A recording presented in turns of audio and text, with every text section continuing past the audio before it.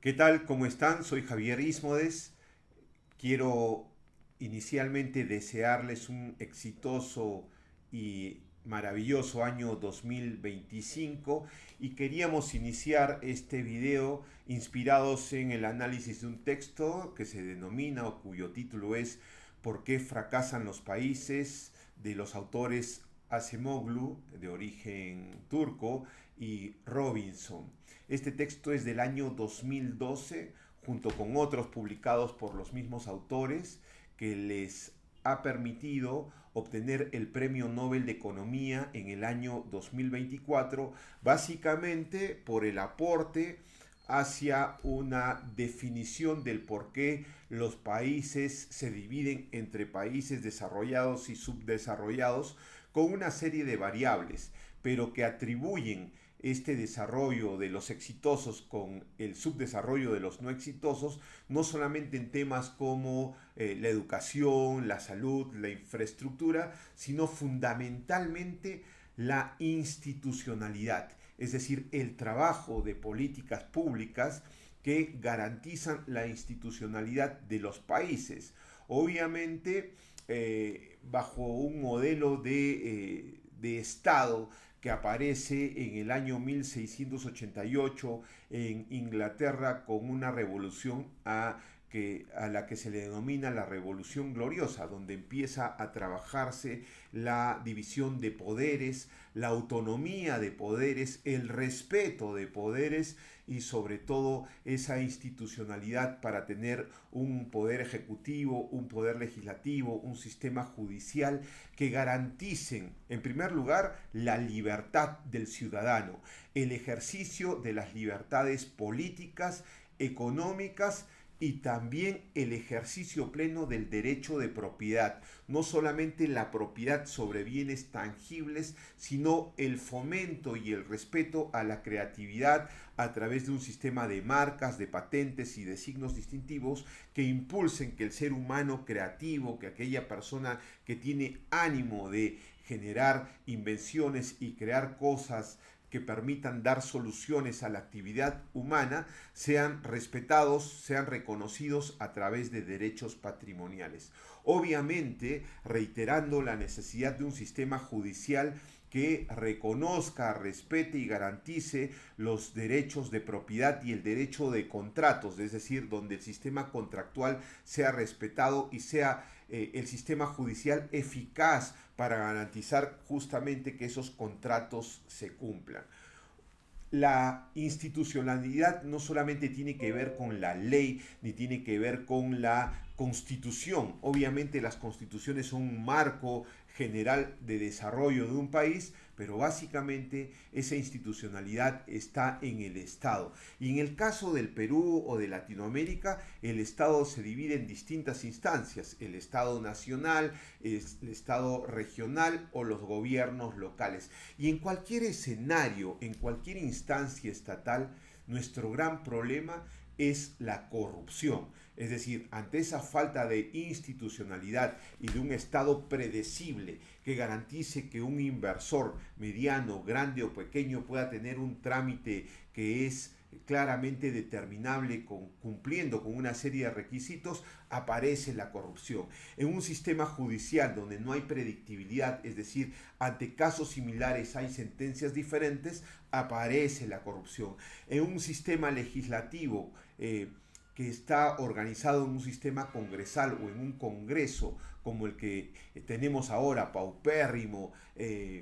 oculto, siniestro, corrupto, obviamente no hay un trabajo en favor de el ciudadano como centro del desarrollo, como centro y atención del Estado, sino fundamentalmente hay un trabajo por los intereses de grupo o por los intereses particulares de los congresistas. En este texto se hacía, por ejemplo, referencia a que en los Estados Unidos el sistema bancario es competitivo, es eficiente, es disperso, es diverso y eso permite que haya buenas tasas de interés, que haya un sistema de crédito eficiente, porque hay cientos o miles de empresas del sistema financiero, porque el sistema legislativo hace que los congresistas o que el sistema legislativo no trabaje en favor de los bancos ni en favor de los propios congresistas, sino en favor de la competencia económica que garanticen un sistema de crédito abierto, dinámico, versus el Perú, que tiene un sistema mercantilista con pocos bancos, con pocas compañías de seguro, donde no se fomenta la competencia, y eso sucede no solamente en la industria financiera, sino en la industria de los alimentos, en la industria farmacéutica, etc. Entonces, nuestro gran problema, estimados amigos y amigas, empieza por esa falta de institucionalidad, que es una suerte de carga que se arrastra desde la venida de los españoles en el año 1492, porque se encontró un territorio vasto, un territorio próspero, unas comunidades, no solamente el imperio inca, sino las otras culturas, que eran sumamente prominentes en términos de índice de desarrollo humano en los años 1490 y tantos, que obviamente tenían un estándar de vida mucho mejor, según los autores, que lo que había en Europa. Y ante esa riqueza, ante esa vasta naturaleza, flora y fauna, y ante esa gran cantidad de habitantes que existían en países como México, como Perú de la época, obviamente la explotación,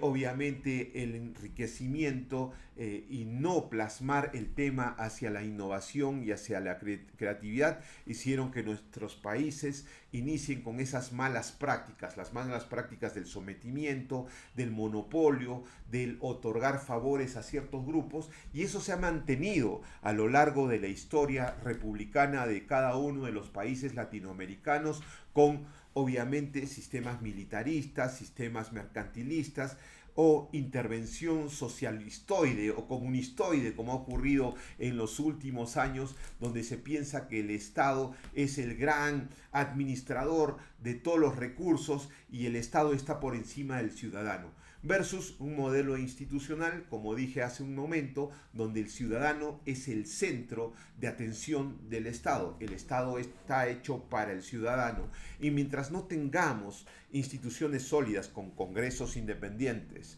con un poder ejecutivo respetuoso de la ley que impulse el crecimiento y que genere incentivos para el ejercicio del derecho de propiedad, de la libertad económica, de la libre iniciativa, y donde verdaderamente haya una economía de mercado, nuestros países no van a dar el salto al desarrollo, porque eso se suma a la incompetencia para entender que el rol del Estado, como mencionamos en un video en Año Nuevo, el rol del Estado, conforme plantea Max Weber, es garantizar la seguridad,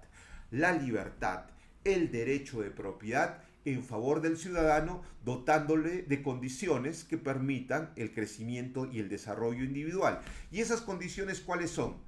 ¿Intervencionismo estatal? Por supuesto que no. ¿El Estado es el empleador? Por supuesto que no. ¿El Estado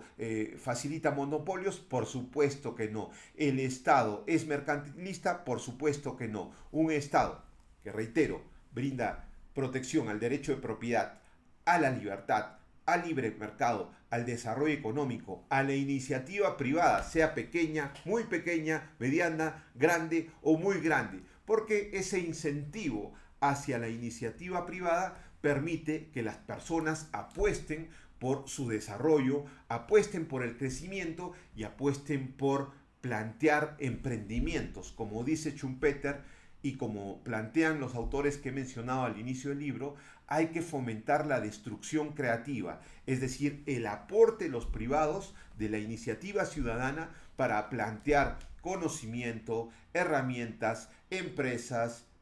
invenciones, iniciativas que mejoren la vida de la gente. Y la destrucción creativa plantea que la iniciativa, la innovación no están a cargo del Estado, está a cargo de los ciudadanos. Y obviamente la destrucción creativa lo que destruye son modelos mercantilistas, modelos populistas, modelos intervencionistas para dar pie a una nueva sociedad basada en la iniciativa individual. Entonces, la institucionalidad en países como Latinoamérica y obviamente el Perú requieren una reforma dramática del Estado, una reforma donde el Estado cumpla su verdadero rol, el rol